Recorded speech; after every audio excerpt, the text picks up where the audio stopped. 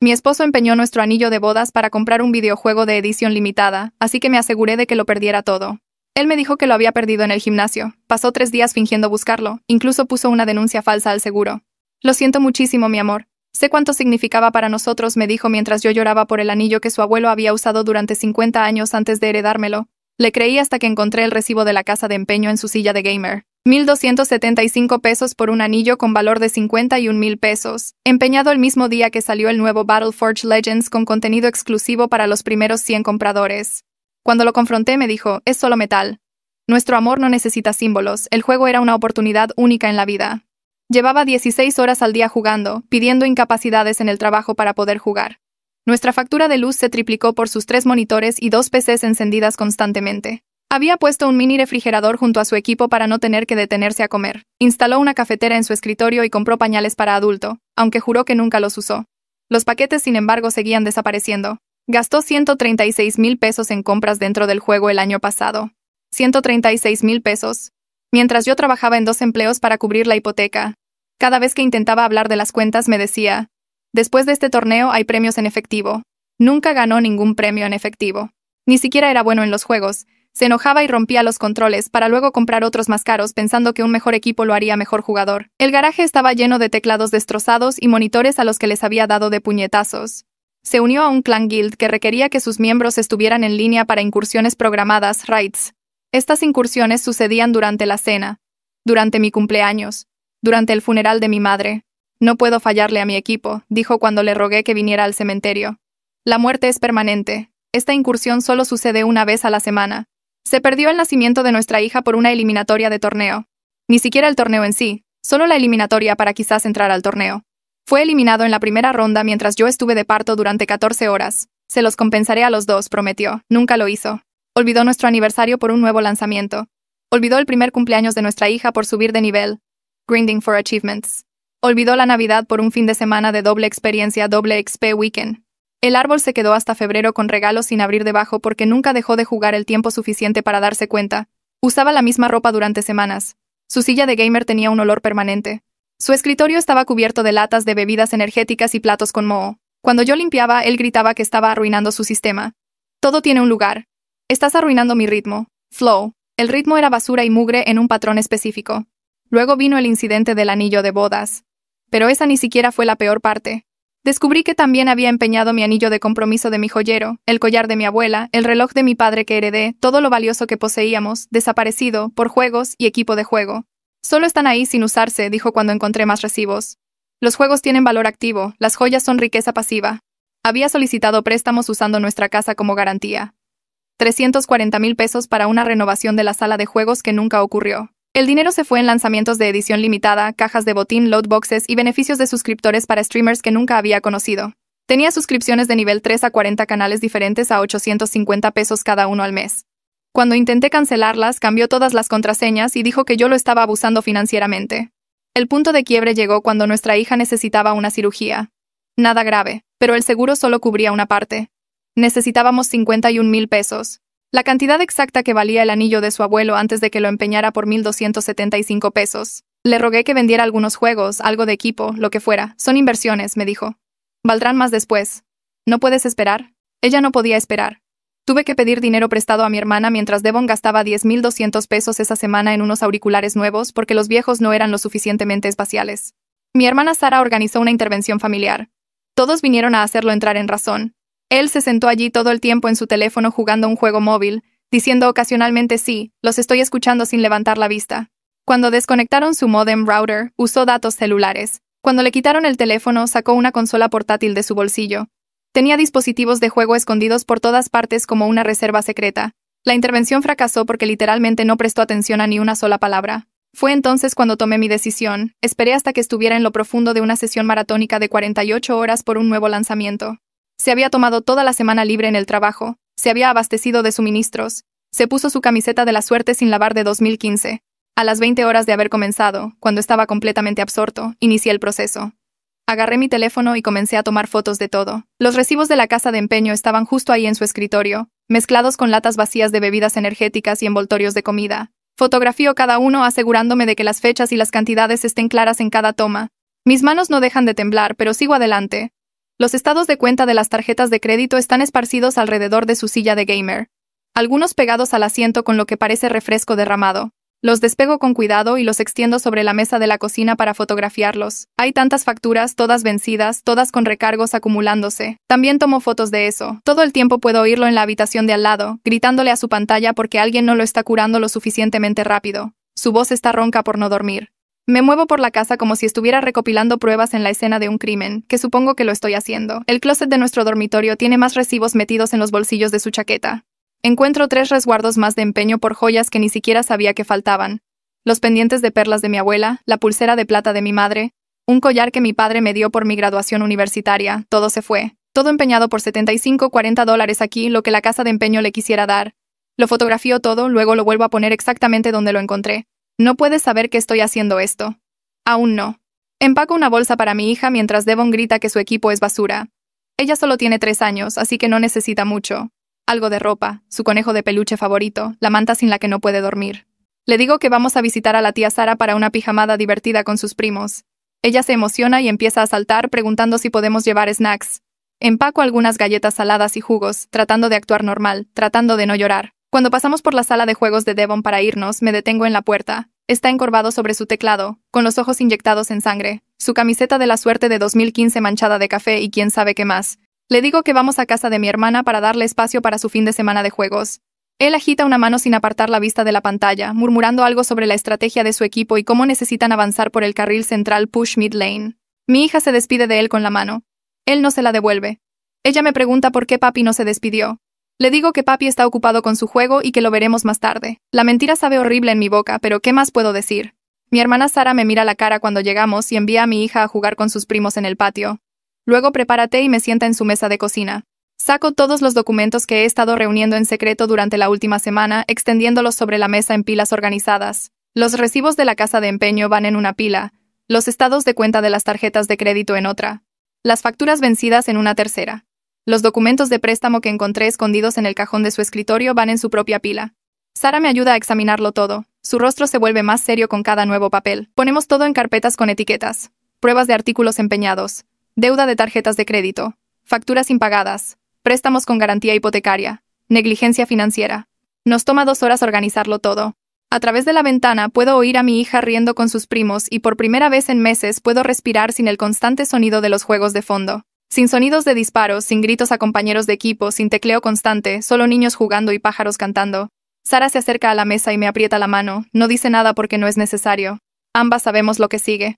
El lunes por la mañana llamo a mis 2 trabajos y les digo que estoy enferma. En realidad no es una mentira porque me siento mal del estómago por lo que estoy a punto de hacer. Sara cuida a mi hija mientras yo conduzco para reunirme con la licenciada Tania Mendoza, una abogada de derecho familiar que Sara encontró a través de su iglesia. La oficina de la licenciada Tania está en un pequeño centro comercial entre un salón de uñas y una pizzería. La sala de espera tiene sillas baratas y revistas viejas, pero la licenciada Tania parece sólida y seria cuando me llama a su oficina. Tendrá unos 60 años, con el pelo canoso recogido y lentes de lectura colgados de una cadena. Me siento frente a su escritorio y me dice que empiece desde el principio. Y así lo hago. Le cuento sobre el anillo de bodas, sobre encontrar el recibo de la casa de empeño, sobre los 136,000 pesos en compras de juegos el año pasado. Le cuento sobre la cirugía de nuestra hija y cómo Devon dijo que ella podía esperar mientras él compraba unos auriculares nuevos.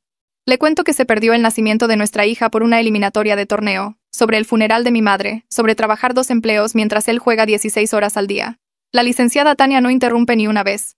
Solo toma notas en su cuaderno legal con una expresión seria, asintiendo a veces, escribiendo cosas. Cuando termino de hablar, tengo la garganta áspera, y me doy cuenta de que he estado llorando.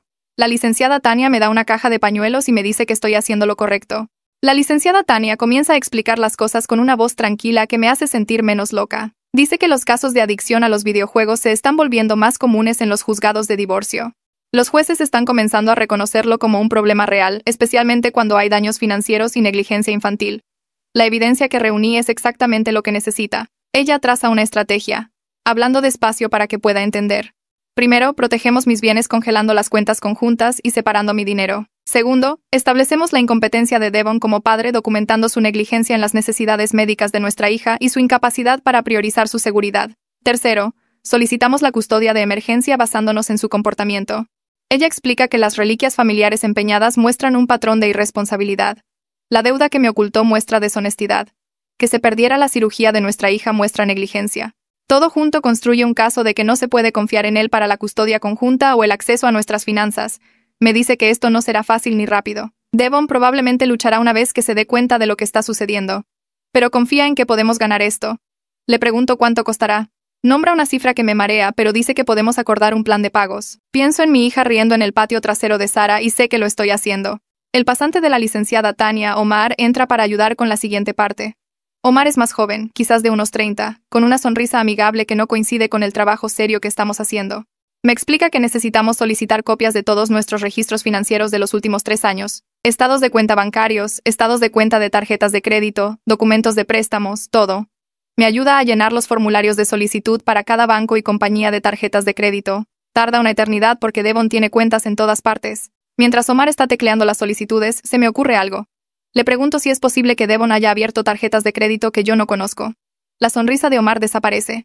Dice que sucede más a menudo de lo que la gente piensa. Ejecuta mi informe crediticio allí mismo en la oficina.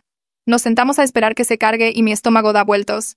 Cuando aparece el informe, la cara de Omar se pone pálida. Gira la pantalla hacia mí. Hay 2 tarjetas de crédito listadas que nunca había visto. Ambas a mi nombre, ambas al límite. Omar hace clic para ver los detalles. 255,000 pesos en cargos. Equipo de juego, compras dentro del juego, suscripciones a servicios de streaming. Todo en tarjetas que Devon abrió usando mi información sin decírmelo. No puedo respirar. Omar me trae agua. La licenciada Tania vuelve y mira la pantalla. Dice una palabra. Fraude. Omar me lleva a la estación de policía porque la licenciada Tania dice que necesito presentar una denuncia de inmediato. La estación huele a café y productos de limpieza. El oficial en el escritorio se ve cansado, pero escucha mientras le explico lo de las tarjetas de crédito. Me lleva a una pequeña habitación con una mesa y 2 sillas. Le muestro el informe crediticio en mi teléfono y los estados de cuenta que Omar imprimió. El oficial comienza a escribir todo, haciéndome preguntas sobre cuándo descubrí esto y si Devon tenía acceso a mi información personal. Le digo que estamos casados, así que sí, tenía acceso a todo. Número de seguridad social, fecha de nacimiento, apellido de soltera de mi madre, todo. El oficial asiente y sigue escribiendo. Dice que ha visto casos como este con adicción al juego, pero nunca con videojuegos. Parece genuinamente apenado por mí mientras documenta todo. Explica que el robo de identidad entre cónyuges es legalmente complicado, pero el hecho de que no di mi consentimiento y no sabía de las tarjetas lo hace procesable. Me da un número de caso y dice que alguien de la división de fraude se pondrá en contacto conmigo. Cuando salgo de la estación de policía, siento que me muevo a través del agua. Todo parece irreal. Este es mi esposo. Estamos hablando del hombre con el que me casé, el padre de mi hija, y me robó. La licenciada Tania llama para decir que está solicitando la separación legal. También está solicitando órdenes temporales de emergencia para el uso exclusivo de nuestra casa, la custodia temporal de nuestra hija y la congelación de todas las cuentas conjuntas. Ella explica que el papeleo lleva tiempo prepararlo porque hay mucha documentación financiera que adjuntar. Cada recibo de casa de empeño, cada estado de cuenta de tarjeta de crédito, cada factura vencida, el informe policial sobre el robo de identidad, los registros médicos que muestran la cirugía de nuestra hija y las fechas. Todo tiene que ser copiado, organizado y presentado ante el tribunal. Omar está haciendo la mayor parte del trabajo, pero aún así lleva 2 días completos. La licenciada Tania dice que presentará todo el miércoles por la mañana. Eso me da 2 días más antes de que Devon se entere de lo que está sucediendo. 2 días más de él jugando en esa casa, completamente inconsciente de que toda su vida está a punto de cambiar. Paso esos 2 días en casa de Sara jugando con mi hija, tratando de actuar normal. Por la noche me quedo despierta pensando en lo que viene, preguntándome si estoy haciendo lo correcto, pero luego recuerdo que él dijo que nuestra hija podía esperar por la cirugía, y sé que lo estoy haciendo. Mientras Devon está en el día 3 de su maratón de juegos, apenas durmiendo o comiendo, me encuentro con el licenciado Raúl Campos, un asesor financiero que se especializa en protección de activos durante el divorcio. Sara lo encontró a través de una amiga que pasó por algo similar. La oficina del licenciado Raúl es más bonita que la de la licenciada Tania, en un edificio de oficinas de verdad con recepcionista. Tendrá unos 50 años, viste traje muy profesional. Me da la mano, me sienta y me pide que vea todos mis documentos financieros. Le muestro todo. Pasa una hora revisándolo, tomando notas, escribiendo cosas en su computadora. Luego me explica lo que tenemos que hacer. Primero, abrir una nueva cuenta bancaria solo a mi nombre. Segundo, calcular cuánto de nuestros ahorros conjuntos puedo legalmente mover para protegerlo. Dice que no puedo simplemente tomarlo todo porque eso se ve mal en la corte, pero puedo tomar mi parte justa. Me ayuda a calcular esa cantidad basándose en cuánto he contribuido yo versus cuánto ha contribuido Devon. Resulta que he estado contribuyendo mucho más debido a mis 2 trabajos. El licenciado Raúl dice que puedo mover legalmente alrededor del 60% de nuestros ahorros a mi nueva cuenta. También me ayuda a comprender nuestra situación de deuda. Es mala, realmente mala. Peor de lo que pensaba. El licenciado Raúl sigue escarbando en nuestros registros financieros y su cara se oscurece. Encuentra algo y me llama para que mire la pantalla de su computadora. Adelantos en efectivo, docenas de ellos. Devon ha estado tomando adelantos en efectivo de nuestras tarjetas de crédito conjuntas para financiar sus compras de juegos. El licenciado Raúl explica que los adelantos en efectivo tienen tasas de interés de alrededor del 25%, mucho más altas que las compras regulares. Calcula el total mientras yo me siento ahí sintiéndome enferma. 680,000 pesos. Estamos 680,000 pesos en deuda que no sabía que existía hasta esta semana. Solo el interés nos está comiendo vivos. El licenciado Raúl me muestra los estados de cuenta, señalando las fechas de los adelantos en efectivo y lo que Devon compró con ellos. Equipo de juego, moneda dentro del juego, suscripciones, tarifas de entrada a torneos, lanzamientos de edición limitada, todo sumando más dinero del que gano en un año trabajando 2 empleos. El licenciado Raúl dice que esto es realmente bueno para mi caso porque muestra la completa irresponsabilidad financiera de Devon. Pero sentada allí mirando esos números, no me siento bien por nada. Siento que me estoy ahogando. El licenciado Raúl me ve la cara y me dice que respire. Dice que vamos a arreglar esto. Vamos a proteger lo que queda y a construir un plan para manejar la deuda. Pero primero, necesito superar el divorcio. Una cosa a la vez. Salgo de la oficina del licenciado Raúl con una carpeta llena de documentos financieros y un plan para proteger lo que queda de nuestro dinero. Los 680,000 pesos en deuda pesan mucho en mi estómago, pero al menos ahora conozco el panorama completo. Conduzco de regreso a casa de mi hermana, donde mi hija está jugando en el patio con sus primos. Ella corre hacia mí con un diente de león, y la levanto, abrazándola fuerte.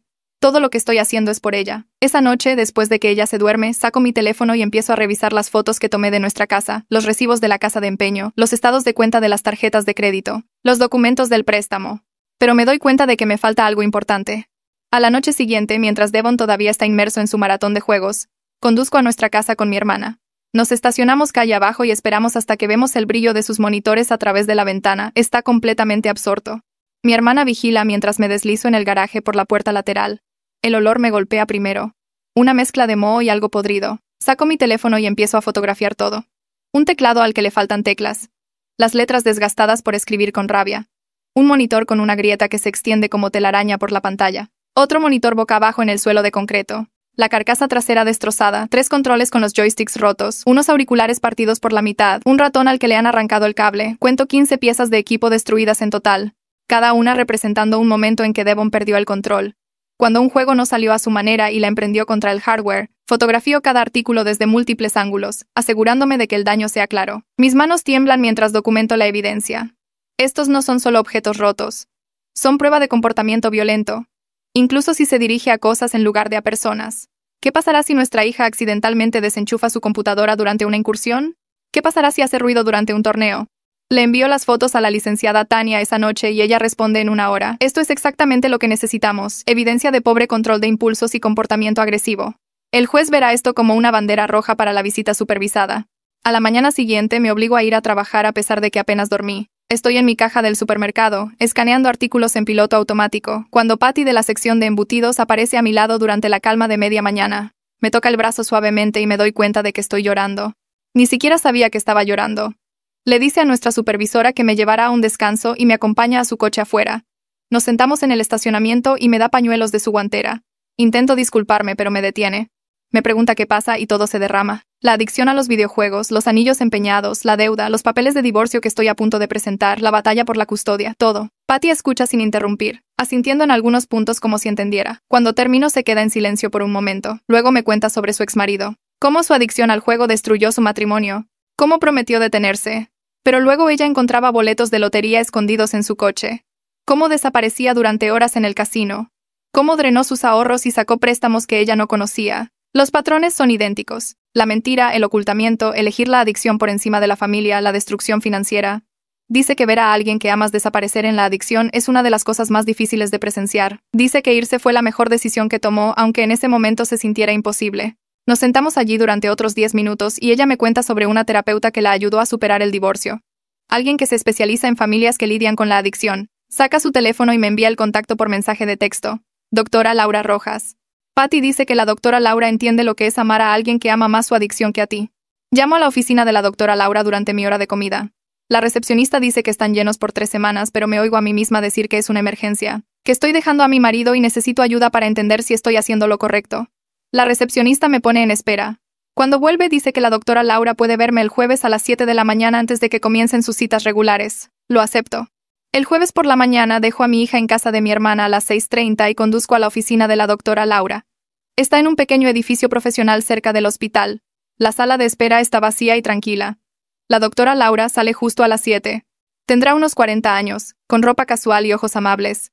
Me lleva a su oficina y me siento en un sofá cómodo mientras ella se acomoda en una silla frente a mí. Me pide que le cuente lo que está pasando.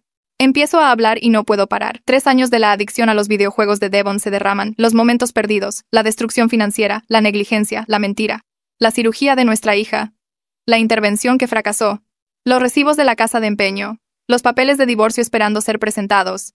Estoy llorando tan fuerte que apenas puedo respirar y la doctora Laura simplemente me da pañuelos y me deja hablar. Cuando finalmente me quedo sin palabras, me hace una pregunta. ¿Qué le dirías a tu hija que hiciera si viniera a ti en 20 años con esta misma situación? La pregunta rompe algo en mi pecho. Le diría que se fuera, le diría que se merece algo mejor. Le diría que protegerse a sí misma y a su hijo no es cruel. Es necesario. La doctora Laura asiente lentamente. Dice que he estado experimentando abuso emocional a través de la manipulación y la negligencia. Que la adicción no excusa el daño que causa, que proteger a mi hija de este ambiente es lo más amoroso que puedo hacer por ella. Escribe algo en un notepad y arranca la página, entregándomela. Es una lista de frases. No soy responsable de sus elecciones. Irse no es abandono cuando quedarse causa daño. Mi hija merece estabilidad y presencia. Merezco una pareja que esté presente. La doctora Laura me dice que las lea cada vez que empiece a dudar de mí misma. Cada vez que la culpa intente arrastrarme de vuelta.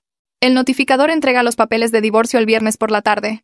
Estoy en el trabajo cuando la licenciada Tania me envía un mensaje de texto diciendo que está hecho. Según el informe del notificador, tocó a la puerta 3 veces antes de que Devon abriera.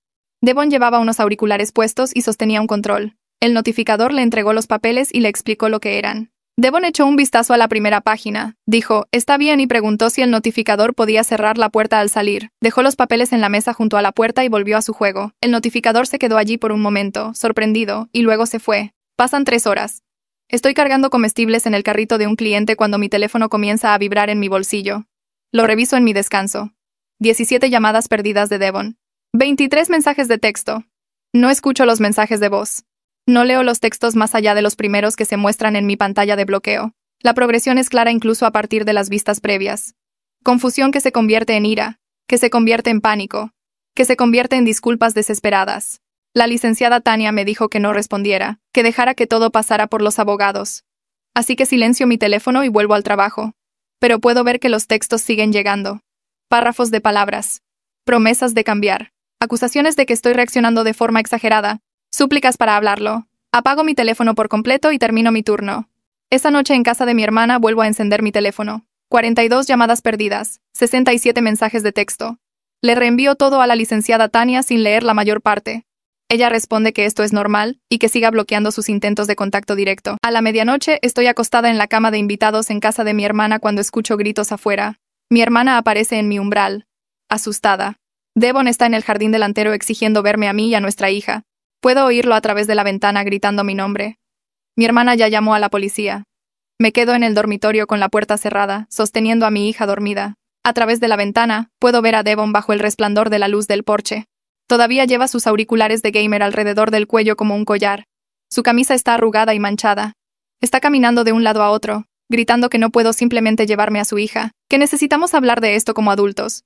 Mi hermana está en el porche diciéndole que se vaya o la policía lo obligará. Él la ignora. 2 patrullas llegan en 10 minutos. Los oficiales hablan con Devon en el jardín mientras mi hermana explica la situación desde el porche. Observo desde la ventana cómo un oficial le lee algo a Devon. Probablemente los papeles de divorcio que apenas miró antes. Devon sigue señalando la casa, a mi hermana, gesticulando salvajemente. Los oficiales lo escoltan a su coche y lo siguen calle abajo para asegurarse de que realmente se vaya. Un oficial se acerca a la puerta y habla con mi hermana, dándole un número de caso y advirtiéndole sobre el acoso. Dice que si Devon vuelve, llame de inmediato y lo arrestarán. 2 semanas después estoy sentada en una sala del tribunal para la audiencia de órdenes temporales. Mi hermana está cuidando a mi hija en su casa. La licenciada Tania se sienta a mi lado en nuestra mesa con Omar a su otro lado, carpetas de pruebas apiladas frente a ellos. Devon entra 15 minutos tarde. La jueza ya está en el estrado y parece molesta. Devon lleva puestos unos pantalones caqui arrugados y una camisa de botones que parece que durmió con ella. Hay una mancha en el cuello. Huele a bebidas energéticas incluso desde el otro lado de la sala. Ese olor químico enfermizamente dulce. Su abogado parece frustrado mientras Devon se sienta. La audiencia comienza y la jueza pregunta sobre los arreglos de custodia temporal. La licenciada Tania presenta nuestro caso con la evidencia financiera, los recibos de la casa de empeño, las fotos del equipo destruido, La cronología de la negligencia. Devon sigue revisando su teléfono debajo de la mesa. Puedo ver el brillo reflejado en su cara. La jueza también se da cuenta. Le pide a Devon que guarde su teléfono. Lo hace, pero 5 minutos después lo está revisando de nuevo. La jueza se detiene a mitad de la frase y le pregunta directamente a Devon si tiene algo más importante que hacer. Devon levanta la vista, sobresaltado, y dice no, su señoría. Pero 10 minutos después, su mano se arrastra hacia su teléfono otra vez.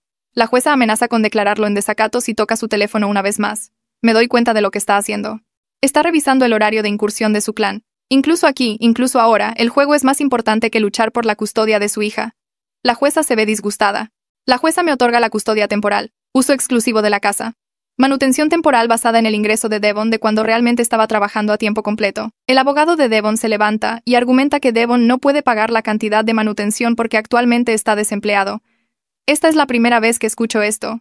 La jueza pregunta cuándo perdió su trabajo Devon. Su abogado revuelve papeles y dice hace 3 semanas. La jueza pregunta por qué no se reveló esto antes. No hay una buena respuesta. La jueza le ordena a Devon que proporcione pruebas de las actividades de búsqueda de empleo en la próxima audiencia y mantiene la cantidad de manutención basada en su capacidad de ingresos, no en su desempleo actual. Devon se hunde en su silla. Después de la audiencia, la licenciada Tania me dice que este es un resultado sólido. Tenemos todo lo que necesitamos para la sentencia de divorcio final. Pero primero, necesitamos construir el caso aún más fuerte. Le pregunto qué más necesitamos. Ella dice registros de empleo que muestren el patrón de sus fallas laborales. Me comunico con Daniel López a través de Facebook. Él era el supervisor de Devon en el almacén donde trabajaba Devon antes de que los juegos se apoderaran de él por completo. Daniel responde en 1 hora y acepta reunirse conmigo para tomar un café. Nos sentamos en un Starbucks y Daniel me dice que intentó todo para ayudar a Devon. Advertencias por escrito, asesoramiento verbal, ajustando su horario. Nada funcionó. Devon faltó a 12 turnos consecutivos en los últimos 6 meses. Llamaba para decir que estaba enfermo, pero Daniel lo veía en línea en los juegos, transmitiendo en plataformas, activo en los chats del clan. La gota que colmó el vaso fue cuando Devon no se presentó durante 3 días seguidos durante su temporada alta sin ninguna comunicación. Daniel tuvo que despedirlo.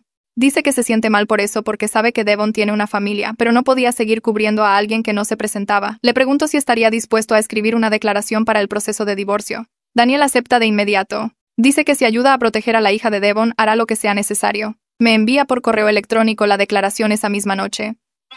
6 páginas detallando el deterioro del desempeño de Devon, las múltiples advertencias, los turnos perdidos, el despido final. La licenciada Tania lo añade a nuestro archivo de pruebas. El caso contra Devon se sigue fortaleciendo, construido sobre la base de sus propias elecciones y el rastro de destrucción que dejó atrás. Con las órdenes temporales en vigor, llamo a un cerrajero a primera hora del lunes por la mañana. Llega a la casa alrededor de las 10. Un señor de unos 50 años con una caja de herramientas que ha visto días mejores.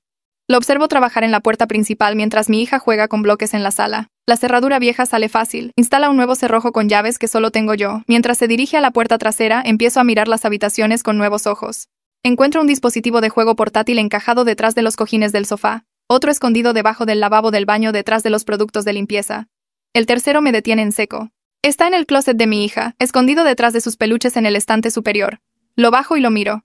Puso un dispositivo de juego en la habitación de nuestra hija. Cuando le pedí que pasara tiempo con ella, cuando le rogué que le leyera un cuento o jugara con sus juguetes, él estaba aquí jugando en su closet. El cerrajero termina y me entrega las llaves nuevas. Le pago en efectivo y cierro la puerta detrás de él.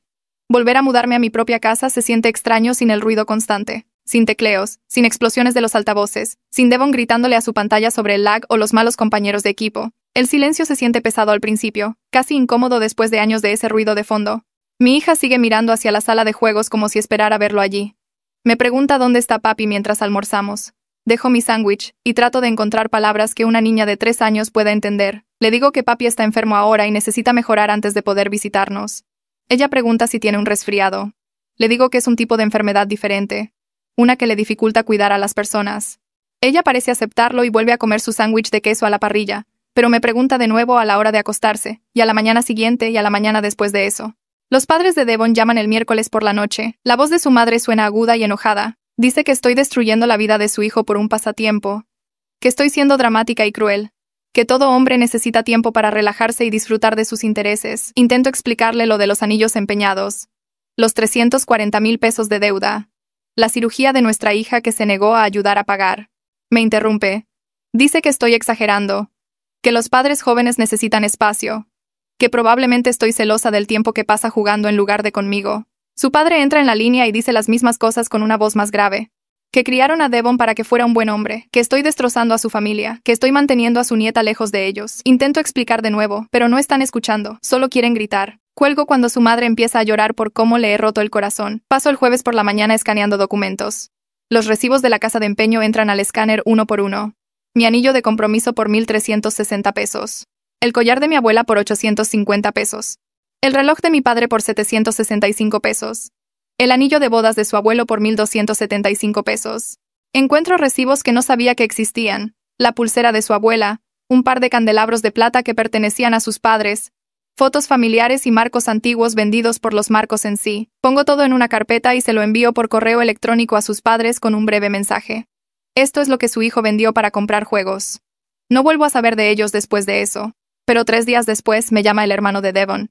Suena cansado, dice que sus padres confrontaron a Devon, y él admitió haber empeñado también las joyas de su abuela, piezas que pensaban que estaban seguras en una caja de seguridad. Devon había tomado la llave de repuesto meses atrás. Su hermano se disculpa por cómo me trataron sus padres. Dice que no se dio cuenta de lo mal que se habían puesto las cosas.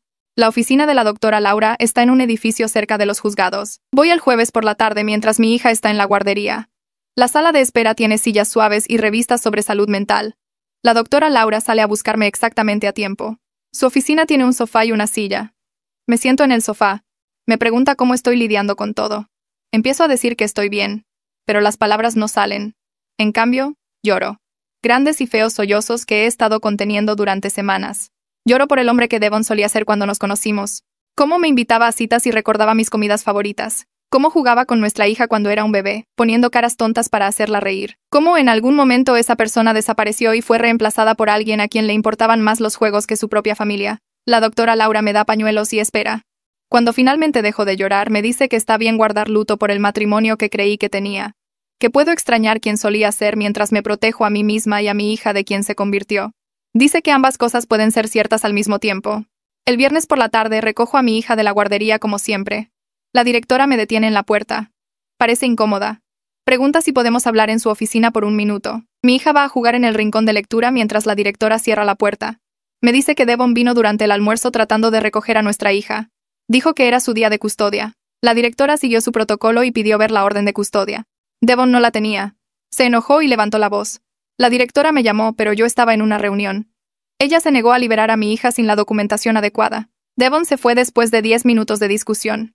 Le doy las gracias por seguir el protocolo y prometo llevar copias de la orden de custodia el lunes por la mañana. Sugiere que también agreguemos un sistema de contraseña. Cualquiera que recoja a mi hija necesita saber la contraseña. Acepto de inmediato.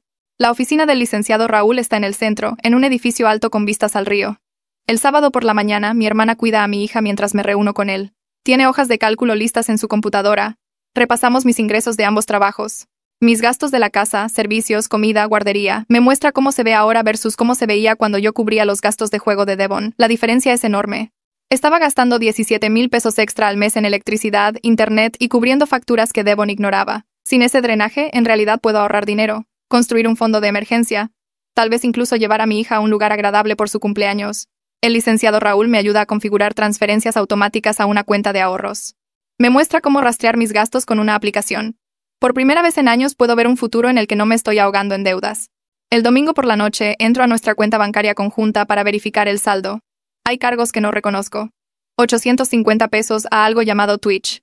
Otros 850 pesos a YouTube. 850 pesos a Discord. Hago clic en las transacciones y mi estómago se revuelve. Las suscripciones de nivel 3 de Devon a 40 streamers diferentes todavía están activas. A la tarjeta de crédito conjunta que olvidé cancelar se le están cobrando 34,000 pesos al mes. Paso las siguientes 3 horas llamando a números de servicio al cliente y navegando por sistemas automatizados. Cada plataforma tiene reglas diferentes. Algunas me permiten cancelar en línea.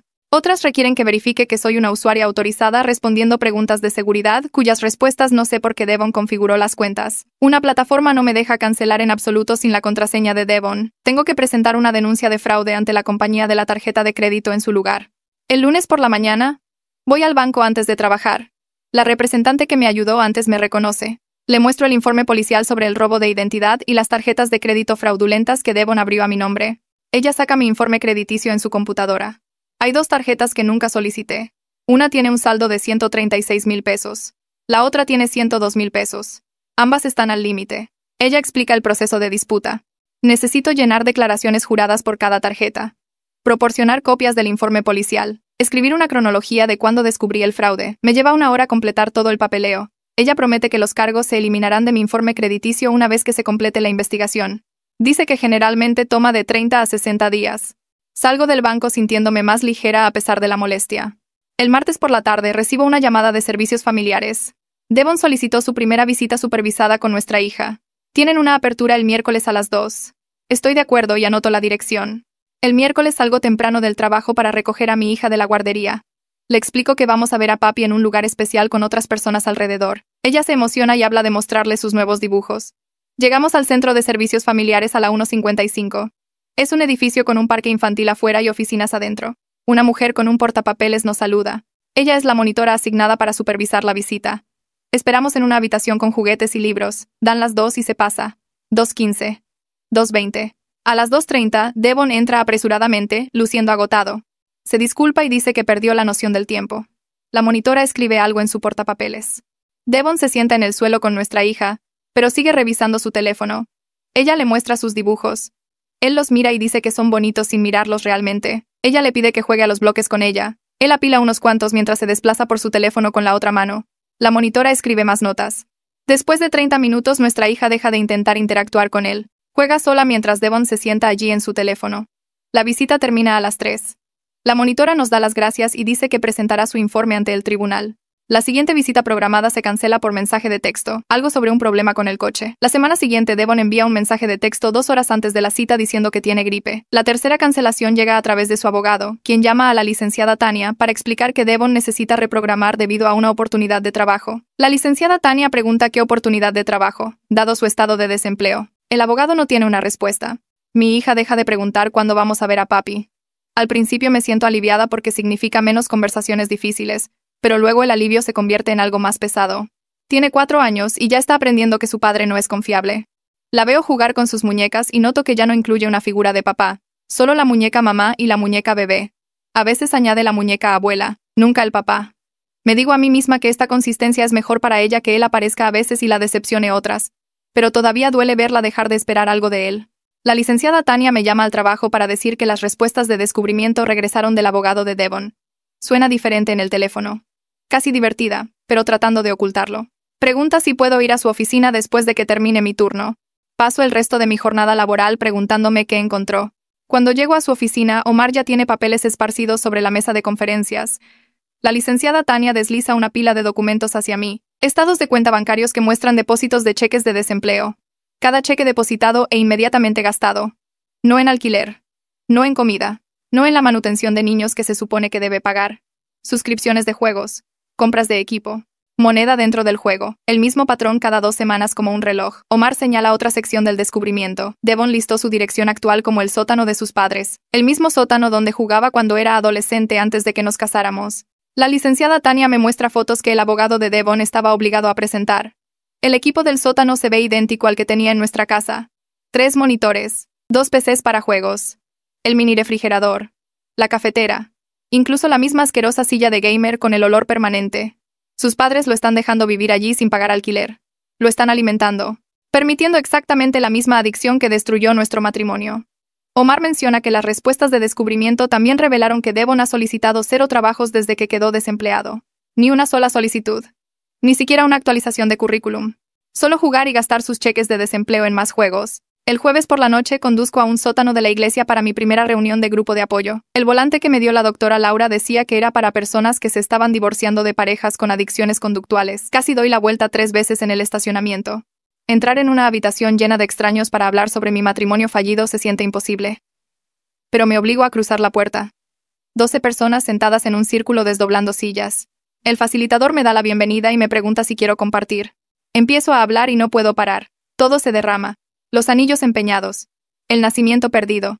La intervención donde Devon jugó juegos móviles todo el tiempo. Las otras personas asienten. Entienden. Una mujer llamada Jimena se divorció de su esposo después de que su adicción al juego les costara la casa. Un hombre llamado Roberto dejó a su esposa cuando su adicción a las compras agotó 17 tarjetas de crédito. Otra mujer llamada Luisa se está divorciando de su esposo por su adicción a las apuestas deportivas de fantasía en línea. Todos tienen historias similares de negación, permisividad y finalmente llegar a un punto de quiebre.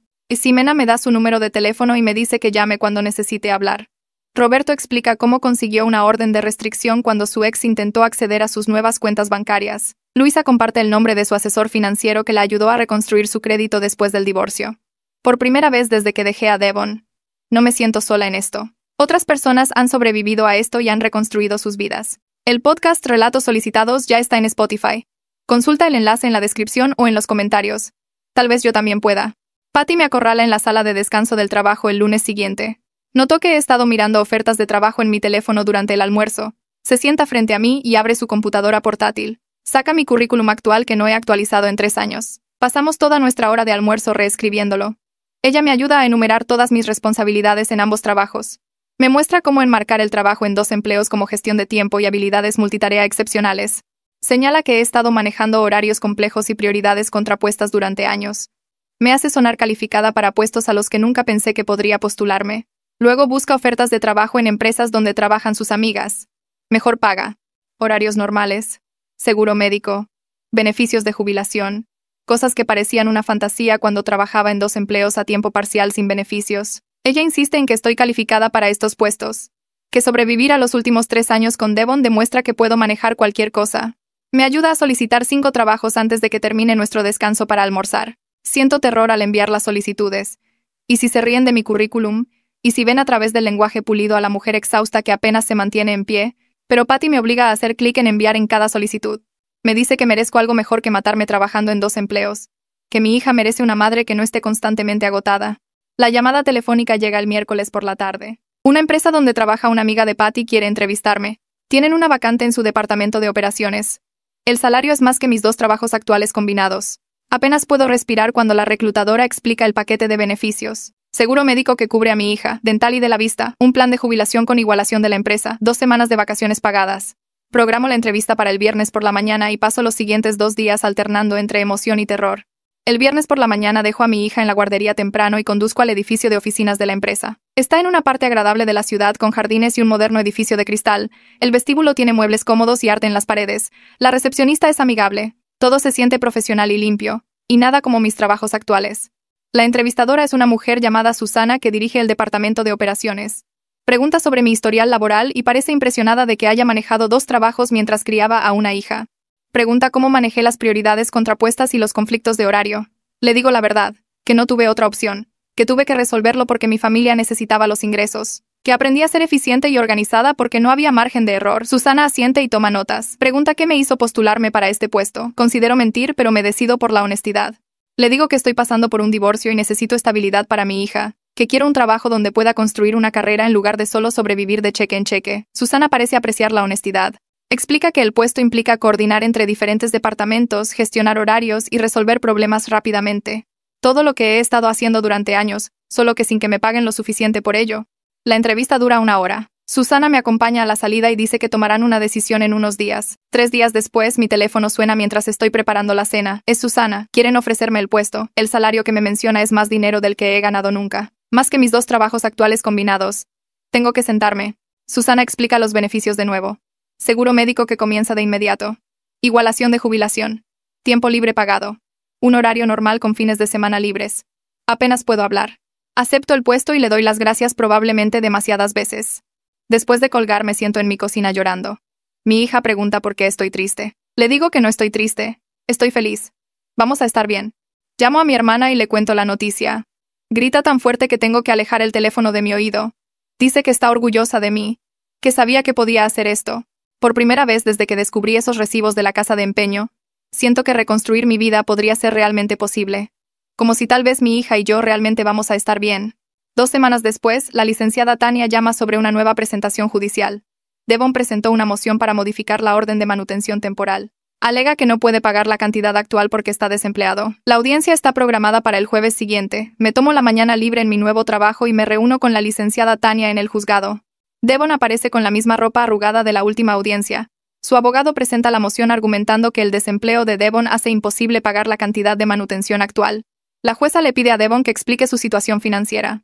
Devon comienza a hablar sobre cómo ha estado buscando trabajo, pero no puede encontrar nada en su campo. La jueza pregunta, ¿qué campo? Devon dice, desarrollo de software. La jueza pregunta cuántas solicitudes ha presentado. Devon duda. Dice que ha estado haciendo contactos networking principalmente. La jueza pide detalles.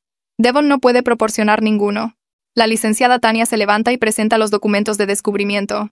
Le muestra a la jueza los estados de cuenta bancarios con depósitos de desempleo gastados inmediatamente en juegos. Señala las 0 solicitudes de trabajo. Destaca las compras de equipo de juego y suscripciones mientras alega incapacidad para pagar la manutención infantil. La expresión de la jueza cambia mientras revisa los documentos. Le pregunta directamente a Devon si gastó sus cheques de desempleo en videojuegos en lugar de mantener a su hija. Devon intenta explicar que necesita mantener su equipo para un posible ingreso por streaming. La jueza lo interrumpe. La jueza aumenta la cantidad de manutención. Dice que el desempleo voluntario y el gasto frívolo de Devon demuestran una capacidad de pago que él está eligiendo no ejercer. Le ordena que proporcione pruebas de al menos 10 solicitudes de trabajo por semana en la próxima audiencia, pruebas de entrevistas si ocurre alguna, documentación de cualquier ingreso por streaming o juegos. La nueva cantidad de manutención es 50% más alta que antes. El rostro de Devon palidece. Mira a su abogado como si esto no pudiera estar sucediendo. Su abogado se ve frustrado, probablemente cansado de intentar defender a alguien que no se ayuda a sí mismo. Salimos del juzgado y la licenciada Tania parece satisfecha. Dice que la jueza vio claramente las afirmaciones de Devon y que su negativa a priorizar a su hija sobre los juegos ahora está documentada en los registros judiciales. Siento una extraña mezcla de vindicación y tristeza. Este es el padre de mi hija, el hombre con el que me casé. Y acaba de argumentar en la corte que su equipo de juego es más importante que mantener a su hija. Mi primer cheque de mi nuevo trabajo llega por depósito directo. Es más dinero del que he visto en mi cuenta a la vez desde antes de casarme con Devon. Transfiero la mitad a la cuenta de mi hermana para comenzar a pagar el préstamo que me dio para la cirugía de mi hija. Ella me envía un mensaje de texto 10 minutos después diciendo que no lo acepta.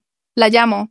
Le digo que necesito pagar mi propio camino, que poder mantenerme a mí misma y a mi hija sin depender de nadie se siente importante. Ella discute. Dice que la familia ayuda a la familia y que no necesita el dinero de vuelta. Yo insisto. Le explico que durante 3 años vi a Devon tomar y tomar y tomar mientras yo no tenía nada. Que poder dar en lugar de solo recibir me hace sentir como yo misma de nuevo. Finalmente acepta el pago. Me hace prometer que ahorraré el resto para emergencias. Yo prometo. Después de colgar miro el saldo de mi cuenta bancaria. Todavía más dinero del que tenía antes, incluso después de pagarle a mi hermana. Suficiente para cubrir el alquiler y las cuentas y los víveres sin pánico. Suficiente para comenzar una pequeña cuenta de ahorros. Suficiente para respirar. El sábado por la tarde mi teléfono suena de un número desconocido. Casi no contesto, pero algo me hace cogerlo. Es el hermano de Devon. Se disculpa de inmediato por llamar. Dice que consiguió mi número del teléfono de su madre. Quiere disculparse por cómo reaccionó su familia inicialmente. Dice que no entendió lo malas que estaban las cosas hasta que vio a Devon en casa de sus padres. Describe a Devon jugando 20 horas al día en el sótano. Apenas durmiendo, no duchándose a menos que lo obligaran. Viviendo de bebidas energéticas y comida para llevar. Saliendo del sótano solo para las fechas de la corte, e incluso entonces solo porque su abogado lo amenaza con dejarlo. El hermano de Devon suena genuinamente preocupado. Pregunta si creo que su hermano alguna vez buscará ayuda. No sé qué decir. Le digo que espero que sí, pero que buscar ayuda tiene que ser su elección. Nadie puede obligarlo. Colgamos. Siento tristeza por el hermano de Devon. Ve lo que está pasando, pero no puede arreglarlo. Nadie puede arreglar a Devon excepto Devon. Y Devon sigue eligiendo los juegos por encima de todo lo demás. Paso la semana siguiente reproduciendo la llamada del hermano de Devon en mi cabeza. La imagen de Devon en ese sótano jugando 20 horas seguidas me revuelve el estómago. Una parte de mí quiere llamarlo, decirle que busque ayuda, rogarle una vez más que elija su vida por encima de los juegos. Pero en su lugar programo una cita con la doctora Laura. Ella escucha mientras le explico la culpa que me corroe. Cómo me quedo despierta preguntándome si me rendí demasiado pronto. Si había algo más que podría haber intentado. Algunas palabras mágicas que habrían roto su adicción. La doctora Laura se inclina hacia adelante en su silla y me hace una pregunta. ¿El quedarte lo habría arreglado? Abro la boca para responder, pero no sale nada. Ella espera. Finalmente, admito que no. El quedarme no habría arreglado nada. Él tenía que querer cambiar. Ella asiente y explica que la adicción no funciona como un interruptor. Que permitirlo al proporcionarle vivienda, dinero y excusas solo dejaría que la adicción creciera más fuerte. Que verlo sufrir es doloroso. Pero yo no soy la que le está causando su dolor. Sus elecciones están causando su dolor. La adicción está causando su dolor. Simplemente me estoy negando a protegerlo de los resultados naturales de esas elecciones. Me recuerda a nuestra hija, a cómo ella necesitaba cirugía y Devon dijo que podía esperar, a cómo se perdió su nacimiento por un juego, a cómo no podía concentrarse en ella durante las visitas supervisadas porque estaba pensando en su próxima sesión de juego. El haberme quedado le habría enseñado a mi hija que este trato era aceptable, que debía aceptar la negligencia y el abuso financiero de las personas que dicen amarla. Irse fue lo más amable que pude hacer por todos. Incluso por Devon. Porque tal vez tocar fondo será lo que finalmente lo haga buscar ayuda. O tal vez no. Pero esa es su elección, no la mía. Salgo de la oficina de la doctora Laura sintiéndome más ligera. La culpa todavía está ahí, pero es más pequeña ahora. Más manejable. La mediación ocurre 2 semanas después en una sala de conferencias con paredes beige y sillas incómodas. La mediadora es una mujer de unos 50 años que parece cansada incluso antes de que comencemos. Devon llega 10 minutos tarde vistiendo pantalones deportivos y una camiseta de torneo de 2019. Su cabello está grasoso. Huele a que no se ha duchado en días. La mediadora explica el proceso. Cómo la mediación es una oportunidad para llegar a un acuerdo sin ir a juicio. Cómo ahorra tiempo, dinero y estrés para todos los involucrados. Devon la interrumpe para preguntar si hay Wi-Fi en el edificio. Ella lo mira fijamente. Le dice que estamos aquí para discutir su divorcio y la custodia de su hija. Él dice que lo sabe, pero que tiene una incursión que comienza en 1 hora y necesita avisarle a su clan que podría llegar tarde. La licenciada Tania cierra los ojos por un largo momento. La mediadora sugiere que comencemos con la división de bienes. La licenciada Tania presenta nuestra propuesta. Yo me quedo con la casa ya que he estado pagando la hipoteca. Devon paga su parte de la deuda conyugal. Dividimos la cuenta de ahorros que todavía tiene dinero. Cada persona conserva sus pertenencias personales. Devon objeta de inmediato.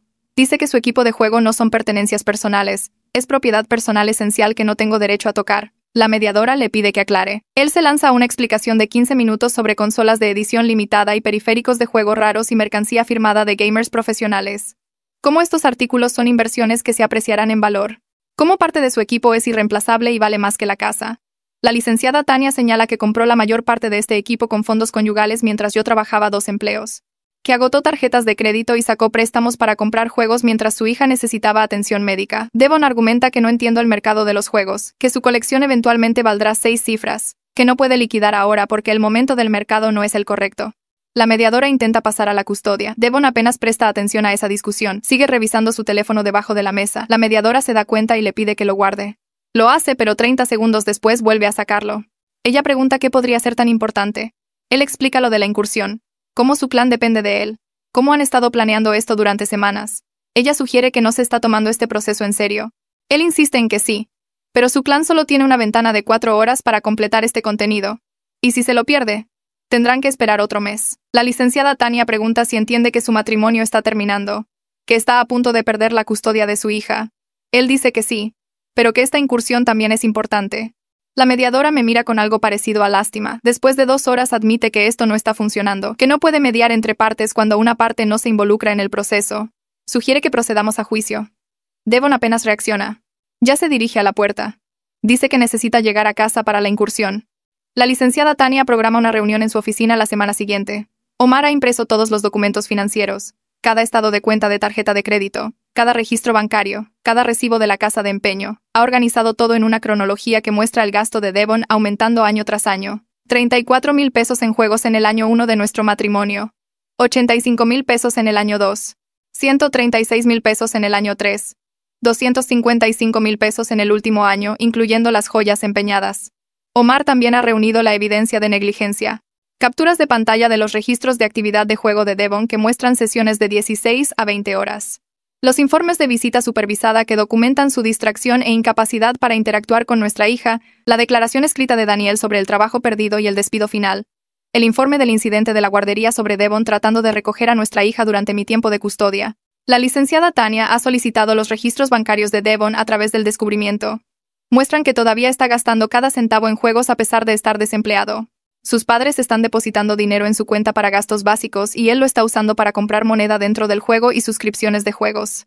Omar crea una presentación visual con gráficos y tablas. Un gráfico muestra el gasto de juegos de Devon subiendo mientras su asistencia al trabajo bajaba. Otro muestra la correlación entre los principales lanzamientos de juegos y sus eventos familiares perdidos. Un tercero muestra nuestra deuda aumentando mientras nuestros ahorros desaparecían. La licenciada Tania dice que cualquier juez verá el patrón claramente.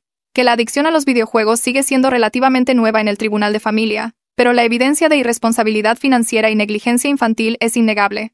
Me advierte que el abogado de Devon intentará retratar el juego como un pasatiempo inofensivo, que argumentarán que muchas personas juegan sin que sea un problema. Pero nuestra evidencia muestra que esto no es un juego casual. Esto es una adicción que destruyó nuestras finanzas y su capacidad para funcionar como padre o cónyuge. Omar añade un documento más al archivo.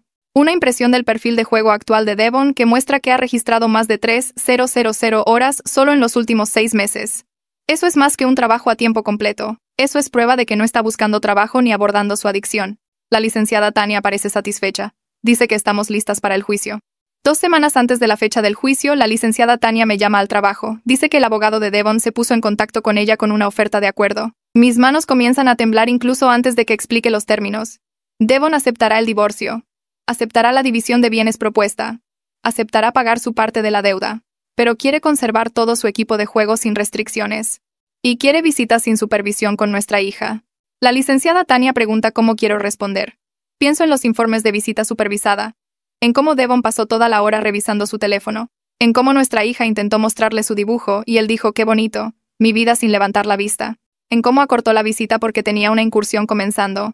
Pienso en que se perdió su nacimiento. Se perdió su primer cumpleaños. Se perdió su cirugía, eligiendo los juegos por encima de ella una y otra vez. Le digo que no. Absolutamente no. La visita sin supervisión no es segura. No puede priorizar las necesidades de ella sobre los juegos ni siquiera durante una hora con un monitor presente. ¿Qué pasa si ella se lastima mientras él está en medio de una incursión? ¿Qué pasa si necesita comida, atención o consuelo y él está demasiado absorto en su juego? ¿Qué pasa cuando ella se dé cuenta de que a su padre le importa más su pantalla que ella? La licenciada Tania dice que está completamente de acuerdo, que la evidencia respalda la visita supervisada hasta que complete el tratamiento y demuestre un empleo estable, que su oferta de acuerdo muestra que todavía no comprende la gravedad de la situación. Ella rechazará la oferta y procederemos a juicio. Después de colgar, me siento en mi coche en el estacionamiento del trabajo. Una parte de mí quiere aceptar solo para evitar el juicio, para evitar ver a Devon en la corte, para evitar arrastrar todo a la luz. Pero la parte más grande de mí sabe que proteger a mi hija vale la pena el malestar, que ella merece un padre que la elija, y si Devon no va a ser ese padre, entonces necesito ser lo suficientemente fuerte para las dos. Esa noche mi hija pregunta por qué papi ya no vive con nosotras. Está sentada en el suelo con sus muñecas, mirándome con esos ojos grandes a los que no se les escapa nada. Me siento a su lado y elijo mis palabras con cuidado. Le digo que papi tiene una enfermedad que le dificulta cuidar a las personas en este momento. Que no es culpa suya, que papi la ama, pero su enfermedad le hace olvidar demostrarlo. Ella piensa en esto por un minuto. Pregunta si papi mejorará. Le digo que espero que sí. Que mejorar es una elección de papi y nosotras no podemos tomar esa decisión por él. Ella asiente como si esto tuviera sentido. Luego me entrega una muñeca y pregunta si podemos jugar a la casita. Así, la conversación termina. Ella ha pasado a su juego. La veo hacer que las muñecas hablen entre sí. Montar su pequeña casa. Arroparlas en sus camitas. Parece estar bien. Mejor que bien. Parece más ligera sin la tensión de la presencia de Devon. Sin el ruido de fondo de los juegos. Sin caminar de puntillas tratando de no molestar el tiempo de juego importante de papi. Tal vez los niños son más resilientes de lo que pensamos. O tal vez simplemente está aliviada de tener un padre que está realmente presente. El juicio comienza un martes por la mañana a finales de septiembre. El juzgado es viejo, con suelos de mármol y techos altos que hacen que cada sonido resuene. La licenciada Tania me espera fuera de la sala del tribunal. Omar también está allí con 3 cajas de archivo llenas de pruebas. Devon llega 5 minutos antes de la hora programada para comenzar. Su abogado ya parece frustrado. Entramos en la sala del tribunal y tomamos nuestros asientos. La jueza es una mujer de unos 60 años con cabello gris y ojos perspicaces. Revisa el expediente del caso mientras esperamos. Luego le pide al abogado de Devon que presente su caso. El abogado argumenta que Devon es un padre dedicado que ama a su hija, que está pasando por un momento difícil con el desempleo, pero que eso no lo hace no apto, que el juego es un pasatiempo disfrutado por millones de personas y no debe ser tratado como una adicción sin un diagnóstico adecuado, que la visita supervisada es innecesaria y punitiva. Luego la licenciada Tania presenta nuestro caso. Llama a Daniel para testificar sobre el desempeño laboral de Devon.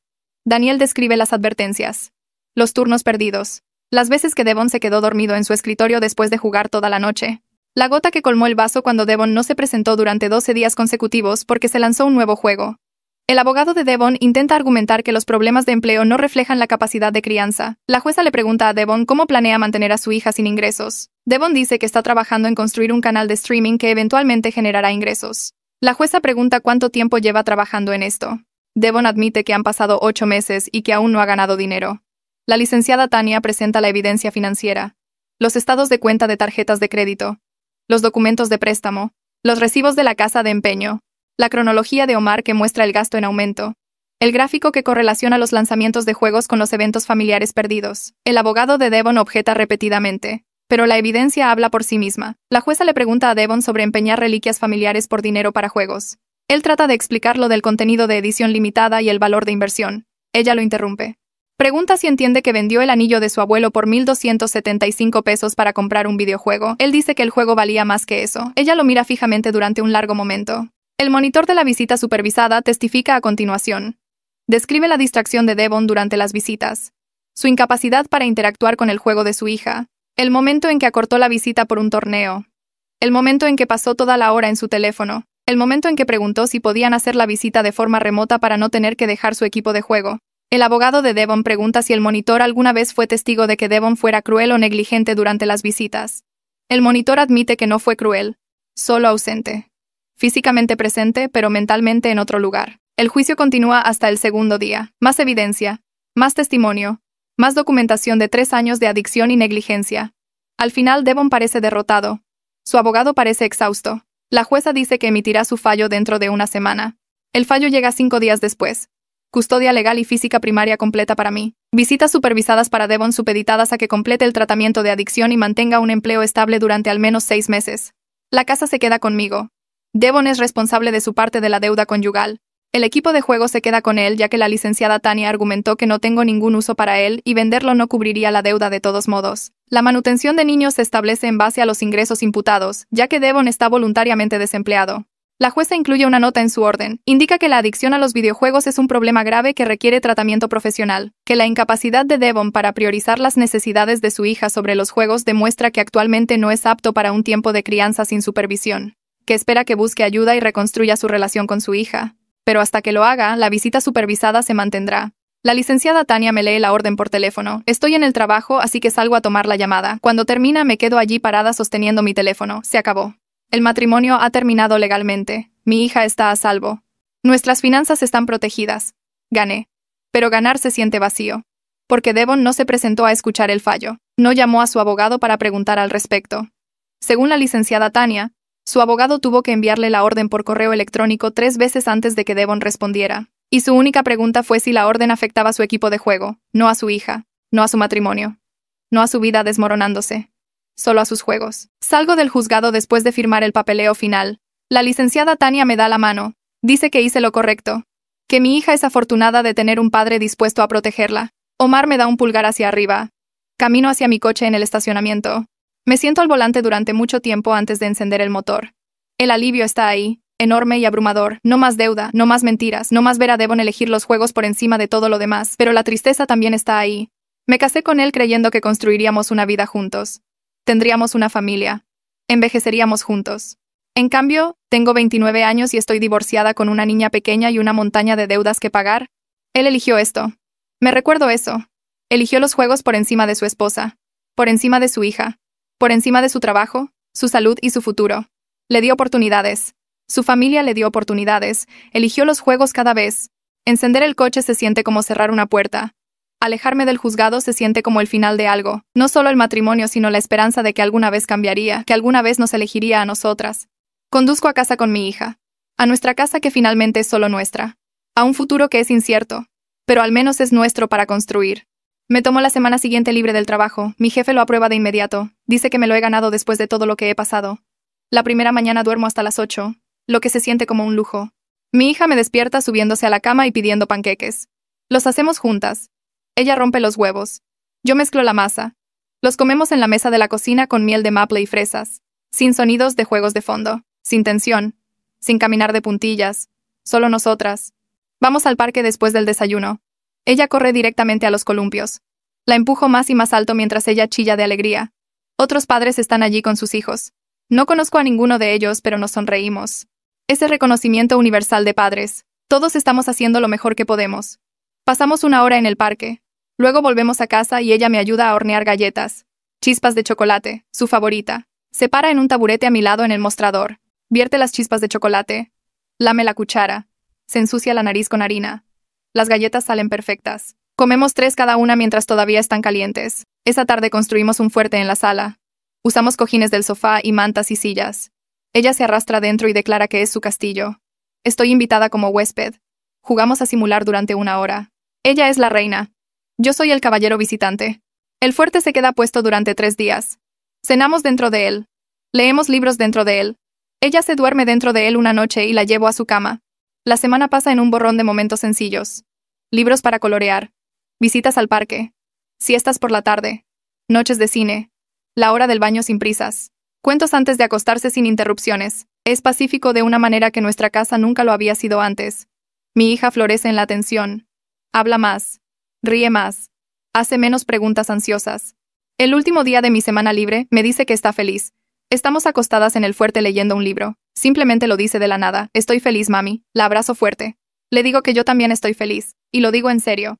Por primera vez en años, realmente lo digo en serio. Vuelvo al trabajo el lunes por la mañana. La oficina se siente diferente, como si yo fuera diferente. Mis compañeros de trabajo saben sobre el divorcio porque Patty se lo contó a algunas personas cuando estaba pasando un mal rato. Son amables al respecto. Nadie hace demasiadas preguntas. Me siento en mi escritorio, abro mi correo electrónico y vuelvo al trabajo. Se siente bien tener algo normal en lo que concentrarse. Algo en lo que soy buena. Algo que no involucre abogados, tribunales o papeles de divorcio. Mi jefa se detiene en mi escritorio alrededor de las 10 para ver cómo estoy. Me pregunta cómo me va. Le digo que estoy bien. Mejor que bien, en realidad. Ella sonríe y dice que le alegra escucharlo. Dice que me veo más ligera. Me doy cuenta de que tiene razón. Me siento más ligera. Como si hubiera estado cargando algo pesado durante años y finalmente lo hubiera dejado. El jueves por la tarde, la oficina de la doctora Laura llama para confirmar mi cita para el día siguiente. Casi lo había olvidado. He estado tan ocupada con el trabajo y mi hija y simplemente viviendo que la terapia se me había pasado por alto. Me presento el viernes a las 3. La doctora Laura me saluda en la sala de espera y me acompaña de regreso a su oficina. Me siento en mi silla habitual.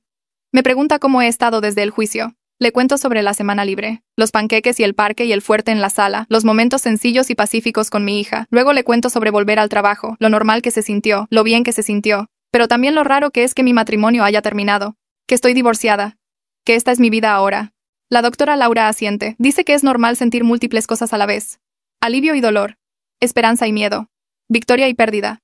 Ella me recuerda que la curación no es una línea recta. Algunos días se sentirán geniales. Algunos días se sentirán difíciles. Ambos están bien, ambos son parte del proceso. Le pregunto si está mal que me sienta más aliviada que triste. Ella dice que no. Dice que el alivio es apropiado cuando has escapado de una situación dañina, que puedo llorar el matrimonio que creí tener mientras también estoy agradecida de que haya terminado. Los dos sentimientos pueden coexistir. Hablamos de mi hija. Lo feliz que se ve.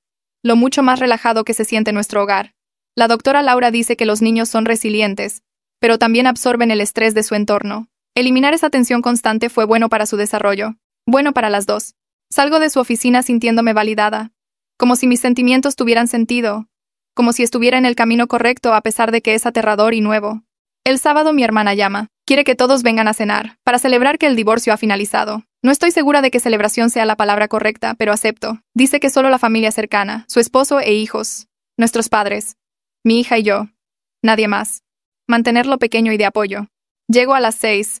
Mi hija corre directamente hacia sus primos. Desaparecen escaleras arriba para jugar. Mi hermana me da una copa de vino. Mi mamá me abraza fuerte. Mi papá me da una palmada en el hombro y dice que está orgulloso de mí. Cenamos en el comedor. Carne asada, puré de papas y ejotes. Comida reconfortante. El esposo de mi hermana pregunta por el trabajo. Le cuento sobre el nuevo trabajo. La mejor paga. Los beneficios. Parece genuinamente feliz por mí. Después de la cena, mi hermana saca un pastel. Dice felicidades con glaseado azul. Me río. Es absurdo tener un pastel de divorcio, pero también es perfecto. Mi hermana corta rebanadas para todos. Mi hija baja las escaleras y pregunta por qué tenemos pastel. Le digo que estamos celebrando el nuevo trabajo de mami. Ella acepta esta explicación y come su rebanada felizmente. Más tarde, mientras los niños ven una película, mi hermana y yo nos sentamos en su porche trasero. Me dice que ha estado preocupada por mí durante años. Que me vio hacerse más pequeña y más callada a medida que mi matrimonio empeoraba. Que le alegra verme volver a ser yo misma. Le digo que no podría haber hecho nada de esto sin su apoyo, sin el dinero que me prestó, sin que ella me creyera cuando finalmente admití lo malas que estaban las cosas. Ella lo ignora. Dice que eso es lo que hace la familia, pero necesito que sepa cuánto significó, cuánto significa todavía. Ella me aprieta la mano. Nos sentamos allí en un silencio cómodo mirando las luciérnagas en su patio trasero. La semana siguiente empiezo a hacer cambios en la casa. Pequeñas cosas al principio. Compro cojines nuevos para el sofá.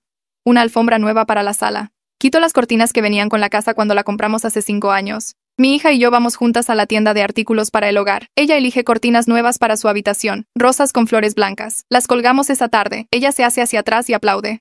Dice que su habitación se ve bonita. El siguiente fin de semana abordamos la sala. Compro pintura. Un amarillo alegre que hace que todo el espacio se sienta más brillante. Mi hermana viene a ayudar. Movemos muebles. Ponemos lonas.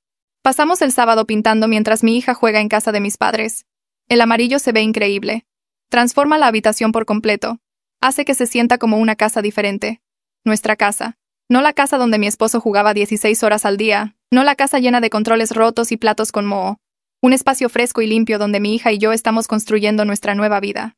Pintamos su habitación el siguiente fin de semana. Ella elige morado claro. La dejo ayudar con la pintura. Se pone más pintura en sí misma que en las paredes, pero está muy orgullosa de su contribución. Colgamos las cortinas de flores rosas. Acomodamos sus peluches en su cama. Ella declara que es la mejor habitación del mundo. Estoy de acuerdo. El trabajo se vuelve más ocupado. Mi jefa me asigna un nuevo proyecto. Es desafiante, pero bueno, me mantiene concentrada, me mantiene avanzando. Patty y yo almorzamos juntas la mayoría de los días. Me cuenta sobre sus hijos. Su exmarido que ahora realmente paga la manutención de los niños a tiempo. Su vida de citas que suena agotadora, pero también divertida. Un día me invita a una reunión de grupo. Dice que son otros padres solteros de su vecindario. Se reúnen una vez al mes para cenar o tomar algo. Solo adultos hablando de cosas de adultos sin niños alrededor. Estoy nerviosa, pero acepto. El grupo se reúne en un restaurante informal el jueves por la noche. Somos 6 en total, 3 mujeres y 3 hombres. Todos tienen hijos que van desde pequeños hasta adolescentes. Todos están divorciados o separados. Pedimos aperitivos y bebidas. Hablamos de trabajo y de niños y de los desafíos de la crianza compartida o la crianza en solitario. Una mujer llamada Ximena comparte sobre su ex que se niega a seguir el horario de custodia. Otra mujer simpatiza. Dice que su ex hace lo mismo.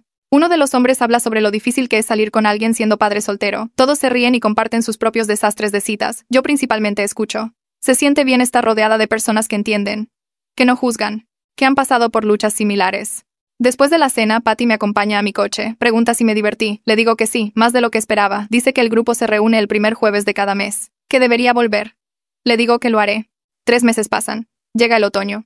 Mi hija comienza el preescolar. La dejo todas las mañanas antes de ir a trabajar. La recojo todas las tardes. Ahora tenemos una rutina. Desayuno juntas. Escuela y trabajo. Cena y hora del baño. Cuentos antes de acostarse. Es simple y predecible y exactamente lo que ambas necesitamos. Una tarde a finales de octubre mi teléfono suena. Número desconocido. Casi no contesto. Pero algo me hace cogerlo. Es mi excuñado. Suena incómodo. Se disculpa por llamar. Dice que pensó que debería saber que sus padres echaron a su hermano. Que mi exmarido ya no vive en su sótano. Pregunto qué pasó. Explica que sus padres establecieron reglas sobre el tiempo de juego. Le dijeron a mi ex que necesitaba limitar sus horas, buscar trabajo, contribuir al hogar. Mi ex se negó. Siguió jugando toda la noche, durmiendo todo el día. Sus padres finalmente se hartaron. Le dieron 30 días para encontrar otro lugar para vivir. Él no buscó, no intentó, simplemente siguió jugando. Así que empacaron sus cosas y le dijeron que se fuera. Ahora está viviendo en sofás de amigos de su clan de juego. Sigue desempleado. Sigue jugando constantemente. Mi excuñado suena preocupado. Pregunta si creo que su hermano alguna vez buscará ayuda. No sé qué decir. Le digo que espero que sí, pero que buscar ayuda tiene que ser su elección. Nadie puede obligarlo. Colgamos. Siento tristeza por el hermano de Devon. Ve lo que está pasando, pero no puede arreglarlo.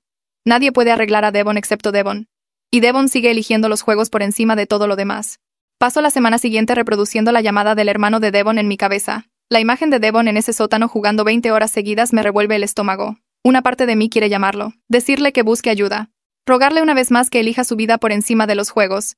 Pero en su lugar programo una cita con la doctora Laura. Ella escucha mientras le explico la culpa que me corroe. Cómo me quedo despierta preguntándome si me rendí demasiado pronto. Si había algo más que podría haber intentado. Algunas palabras mágicas que habrían roto su adicción. La doctora Laura se inclina hacia adelante en su silla y me hace una pregunta.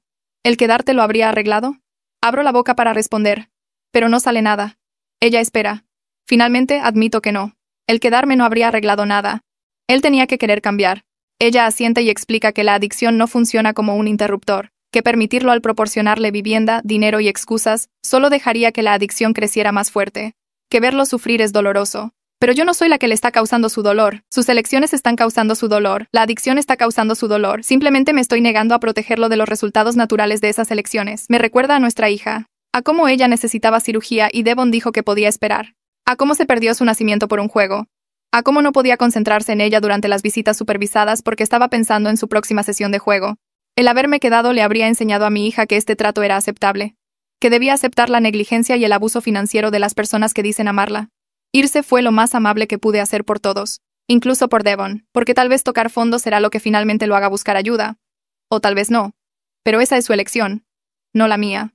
Le doy las gracias. Cuelgo sintiéndome más clara, más segura. Tomé la decisión correcta para mí y mi hija. Lo que le pase a mi ex ahora no es mi carga de llevar.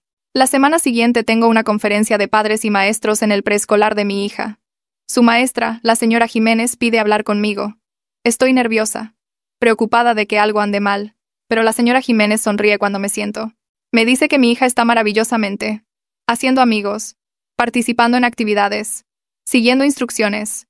Luego dice algo que me aprieta la garganta. Dice que mi hija parece mucho más feliz y más comprometida que durante el periodo de prueba a principios de año, que el cambio es notable. Me doy cuenta de que mi hija hizo una semana de prueba en este preescolar en agosto, justo después de que se finalizara el divorcio. La señora Jiménez también era su maestra entonces. Vio a mi hija durante ese periodo de transición. Vio la ansiedad y el comportamiento tranquilo. Ahora, 2 meses después, mi hija está prosperando. La señora Jiménez no conoce toda nuestra historia, pero puede ver la diferencia. Le doy las gracias. Le digo lo mucho que apreciamos el ambiente estable que proporciona. Conduzco a casa con lágrimas en los ojos. Lágrimas buenas, validación de que irme fue la elección correcta. Que mi hija está mejor. Que ambas estamos mejor. El viernes por la tarde, mi hermana me envía un mensaje de texto preguntando si queremos ir el fin de semana. Consulto con mi hija, se emociona por jugar con sus primos. Empacamos las bolsas. Conduzco a casa de mi hermana. Pasamos el sábado en un huerto de calabazas. Los niños corren por un laberinto de maíz, eligen calabazas, beben sidra de manzana. Mi hija ríe constantemente, sostiene la mano de su primo. No pregunta por su padre ni una sola vez. Esa noche, después de que los niños se acuestan, mi hermana y yo nos sentamos en su sala. Comenta lo diferente que se ve mi hija, cuánto más segura y despreocupada. Le cuento sobre la conferencia de maestros. Sobre la señora Jiménez notando lo mismo. Mi hermana dice que los niños necesitan consistencia, estabilidad, atención. Cosas que mi hija no tenía cuando mi ex jugaba todo el tiempo. Cosas que tiene ahora. Miro a mi hija dormir esa noche en la habitación de invitados de mi hermana. Se ve pacífica, sin sueños ansiosos, sin dar vueltas sin descanso. Solo sueño profundo y tranquilo. Me doy cuenta de que ambas estamos durmiendo mejor ahora. Ambas más ligeras sin la tensión constante. Ambas construyendo una vida que se siente segura y estable. El lunes por la mañana me reúno con el licenciado Raúl en su oficina. Él me ayudó a navegar por el desastre financiero durante el divorcio. Ahora quiere hablar sobre planificar el futuro. Saca hojas de cálculo que muestran mi situación financiera actual, la deuda que se está pagando, los ingresos de mi trabajo, la manutención de niños que se supone que debe llegar pero no llega. Sugiere abrir una cuenta de ahorros para la universidad para mi hija. Me muestra cómo las contribuciones automáticas de cada cheque de pago crecerían con el tiempo. Incluso pequeñas cantidades se suman. Acepto. La configuramos allí mismo. 850 pesos por cheque de pago que van a un fondo de educación. No parece mucho, pero el licenciado Raúl me muestra las proyecciones. Para cuando mi hija tenga 18 años, podrían ser 340,000 pesos o más. Suficiente para 1 o 2 años de universidad. Tal vez más si obtiene becas. Salgo de su oficina sintiéndome esperanzada, como si ya no solo estuviera sobreviviendo, estoy planeando, construyendo, creando un futuro para nosotras. 6 meses después de que se finaliza el divorcio, me despierto un sábado por la mañana y me doy cuenta de que estoy feliz. Realmente, genuinamente feliz. No solo bien, no solo manejando. Feliz. Mi hija se sube a la cama conmigo. Pide panqueques. Los hacemos juntas como lo hacemos la mayoría de los fines de semana. Los comemos en nuestra mesa de la cocina en nuestra alegre sala amarilla. La casa está limpia, organizada, pacífica, sin sonidos de juegos, sin tensión, sin caminar de puntillas, solo nosotras viviendo nuestra vida. Mi trabajo va bien. Obtuve un pequeño aumento el mes pasado. Mi jefa dice que estoy haciendo un excelente trabajo. Mi hija está prosperando en el preescolar, haciendo amigos, aprendiendo, creciendo. Tenemos rutinas que funcionan, un hogar que se siente seguro, un futuro que parece brillante. Estoy construyendo una vida basada en la estabilidad y la presencia en lugar del caos y la negligencia, y se siente bien. Se siente correcto. Se siente como si estuviéramos exactamente donde se supone que debemos estar. 3 meses después de la fecha de la corte, mi hija y yo nos instalamos en nuestra vida. La casa permanece tranquila, sin sonidos de juegos a través de las paredes, sin tensión en el aire. Recibo un correo electrónico del Tribunal de Familia sobre el estado de la visita supervisada de Devon. Sus derechos expiraron la semana pasada. Nunca terminó el tratamiento de adicción que la jueza ordenó. Nunca consiguió un trabajo estable. Nunca demostró que podía priorizar a nuestra hija sobre los juegos. Su abogado presentó papeleo pidiendo más tiempo. La jueza lo negó. Dijo que no había pruebas de ningún progreso, ninguna evidencia de que Devon siquiera intentara cumplir con los requisitos. La orden dice que puede volver a solicitar si completa el tratamiento y mantiene un empleo durante 6 meses. Pero tenía que apelar dentro de 30 días. El plazo pasa. No llega ninguna apelación. Me quedo mirando el aviso durante mucho tiempo. Eligió los juegos por encima de ver a su hija. Realmente lo eligió. No de alguna manera abstracta. De una manera literal, documentada y legal. La corte le dio un camino de regreso a su vida. Solo tenía que hacer un tratamiento y conseguir un trabajo. No pudo hacerlo. No quiso hacerlo. Siento este peso en mi pecho. Ya no es ira, solo tristeza. Nuestra hija merece un padre que esté presente, que la ponga primero, que recuerde su cumpleaños y venga a sus eventos escolares. Yo soy esa madre ahora, tengo que serlo. Ella entra corriendo en la cocina pidiendo una merienda. Le doy rodajas de manzana y mantequilla de maní. Se sienta a la mesa balanceando las piernas y charlando sobre su día en el preescolar. Algunos niños compartieron bloques con ella. Construyeron una torre. Se cayó y se rieron. Cosas simples de niños. Cosas normales de niños. Ella está feliz. Ya no pregunta por Devon. No se pregunta cuándo volverá papi. Se adaptó más rápido de lo que esperaba. Los niños son así cuando finalmente obtienen consistencia. Hago panqueques el sábado por la mañana como hago siempre ahora. Mi hija me ayuda a romper los huevos en el tazón. Caigan cáscaras y las sacamos juntas. Ella vierte leche. Revuelve con la cuchara grande de madera. Hacemos formas divertidas en la plancha. Un gato. Una flor. Algo que podría ser un dinosaurio. Los comemos con miel de maple y mantequilla. Ella se lo unta por toda la cara. Se lo limpio y ella se ríe. Después del desayuno vamos al Museo del Niño. Ella corre directamente a la mesa de agua. Juega con los barcos y las presas durante 1 hora. Termina completamente empapada. Traje ropa extra. Nos cambiamos en el baño y luego quiere ver la exhibición de dinosaurios. Miramos fósiles. Hace preguntas que no sé cómo responder. Leo las placas en voz alta. Inventamos historias sobre lo que estaban haciendo los dinosaurios cuando murieron. Ella decide que estaban de fiesta. Almorzamos en la cafetería del museo. Queso a la parrilla y fruta. Ella bebe leche con chocolate. Me dice que este es el mejor día de su vida. Me doy cuenta de que hacemos esto todos los fines de semana ahora. Museos o parques o la biblioteca. Solo nosotras. Sin interrupciones de juegos. Sin Devon diciendo que no puede venir debido a las incursiones. Sin decepción en su cara cuando papi no aparece. Estos momentos son lo que debería ser la familia. Lo que quise que fuera todo el tiempo. Sencillo. Presente. Conectado. Esa noche le leo 3 cuentos antes de acostarse en lugar de 2. Ella elige el mismo libro sobre un oso que no puede dormir. Lo hemos leído 50 veces. Ella conoce todas las palabras. Las dice conmigo. La arropo con su conejo de peluche favorito. Enciendo su luz nocturna. Ella me mira con ojos somnolientos y dice que está feliz. Justo así. Aleatorio y honesto como son los niños. Le beso la frente y le digo que yo también estoy feliz. Me doy cuenta de que lo digo en serio. Realmente lo digo en serio. El viaje desde ese momento desesperado durante el maratón de juegos de Devon hasta ahora no fue fácil. Meses de abogados y fechas de corte y papeleo. Meses de explicarle a mi hija por qué todo cambió. Meses de reconstruir nuestra vida desde cero. Pero lo superamos. Estamos construyendo algo bueno juntas. Solo nosotras dos. Nuestra pequeña familia. Y eso es más que suficiente. Es todo. Bueno. Esa es otra obra maestra caótica. Si llegaste al final te debo tanto las gracias como una disculpa. Suscríbete. Porque claramente disfrutas este nivel de tonterías.